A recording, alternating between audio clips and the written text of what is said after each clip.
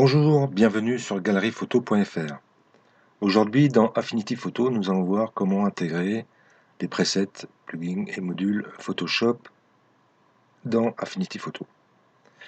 Donc, j'ai choisi de vous montrer comment installer Nik Collection, la version 1.2.11.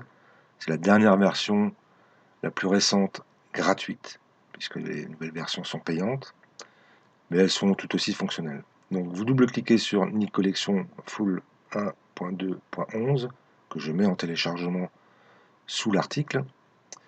Une fois que vous avez double-cliqué dessus, vous exécutez le plugin et il va vous demander à un moment donné pour quel logiciel vous voulez installer Nik Collection. Donc en l'occurrence, il va vous proposer forcément Photoshop et Lightroom puisque ce sont des plugins destinés à Photoshop et Lightroom à l'origine, développés par Google. Donc on va attendre que la petite fenêtre s'ouvre, voilà, donc en version française. Suivant. Là, vous décochez cette case-là si elle est cochée. J'accepte. Suivant. Et là, vous voyez, il nous propose soit Photoshop, soit Bridge, soit Lightroom. Donc vous laissez sur Photoshop, celle qui est sélectionnée, et vous installez. Donc il va créer un répertoire, je vais vous montrer, il va créer un répertoire Google, dans lequel il y aura un autre sous-répertoire Nik Collection. Et c'est ce sous-répertoire-là que nous allons installer. Donc, il suffit pour ça d'ouvrir Affinity Photo, d'aller dans Édition, Préférences, et là vous avez module Photoshop. Vous cliquez dessus, ici Ajouter pour ajouter la collection, et là on va aller rechercher dans ces programmes le répertoire Google,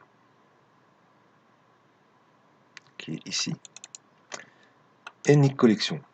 Donc là il n'y a pas besoin de l'ouvrir, on sélectionne tout le dossier,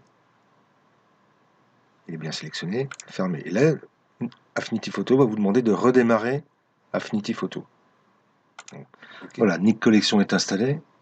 J'ai relancé Affinity Photo pour qu'il prenne en compte les plugins que je lui ai déclarés.